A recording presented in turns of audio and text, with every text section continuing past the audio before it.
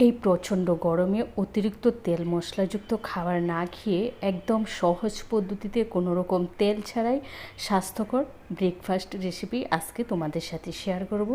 ছোট্ট ভিডিও শুরু থেকে শেষ পর্যন্ত আমার সাথেই থাকো। আর কীভাবে তৈরি করছো চলো জেনে নেওয়া যাক। আর ভিডিও শুরুতে লাইক দিতে ভুলো না। যারা আমার চ্যানেলে নতুন আছো প্লিজ চ্যানেলটা সাবস্ক্রাইব করে পাশে থাকা বেল আইকনে ক্লিক করে দিও। তো এখানে না আমি নিয়েছি প্রথমে সুজি, এক বাটি সুজি নিয়েছি। তারপরে ওর মধ্যে যতটা পরিমাণ আমি সুজি নিয়েছি ঠিক ততটা পরিমাণই দিয়ে দিয়েছি টক দই। এবার দিয়ে দেবো স্বাদ মতো নুন, তবে এর মধ্যে না নুনের পরিমাণটা একটু কম করে দেবে। তারপরে দিয়েছি কাঁচা লঙ্কা কুচি, ওই আমার কাছে মানে কাঁচা পাকা যা ছিল সেই লঙ্কাগুলোকেই কুচি করে দিয়েছি। এবার ওই দইয়ের বাটিটা ধুয়েই কিন্তু দিয়ে দিয়েছি জল দিয়ে আবার বেশ ভালো করে ফেটিয়ে নেব। খেয়াল রাখতে হবে যেন একদম স্মুথলি এটা ফেটানো হয়ে যায়। তো এই অবস্থায় আমি কিন্তু আর এক্সট্রা কোনো জল ব্যবহার করব না। তো দেখো একদম সুন্দর করে বেশ ভালো করে ফেটিয়ে নিয়েছি। এবার 10 মিনিটের জন্য আমি রেস্টে রেখে দেবো। ফিরে এসেছি 10 মিনিট পর। তোমরা দেখছো এটা অনেকটাই ফুলে উঠেছে, যেহেতু 10 মিনিট রেস্টে রেখে দিয়েছি। এবার দিয়েছি কারি পাতা। কারি পাতাটা অপশনাল, না থাকলে নাও দেবে, সুন্দর একটা ফ্লেভার আসে। আর কারি পাতা কিন্তু শরীরের জন্য ভীষণ উপকারী। তারপরে দিয়েছি ধনে পাতা আর সামান্য একটু দিয়েছি খাবার সোডা, দিয়ে আবারও বেশ ভালো করে মিশিয়ে নেব। খাবার সোডাটা যখন তৈরি করবে ঠিক সেই মুহূর্তে কিন্তু মিশিয়ে নেবে। এবার দেখো একটা প্যান বসিয়ে দিয়েছি, ওর মধ্যে ওই সামান্য একটু তেল ব্রাশ করে নেব। তেল কিন্তু ওই একবারেই ব্রাশ করে নেব।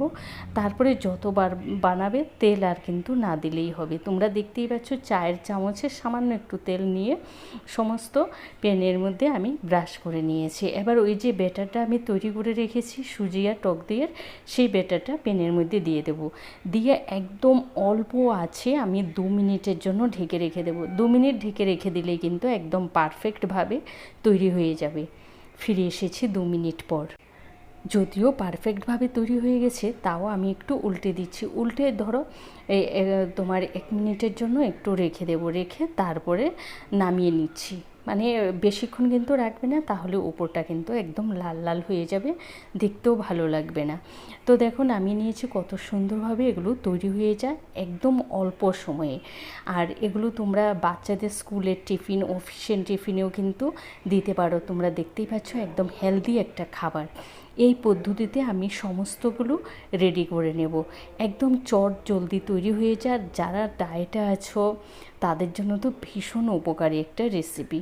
এইভাবে দেখো আমার সমস্তগুলো তৈরি হয়ে গেছে। আবারও উল্টে পাল্টে আমি এগুলোকে ভেজে নেব।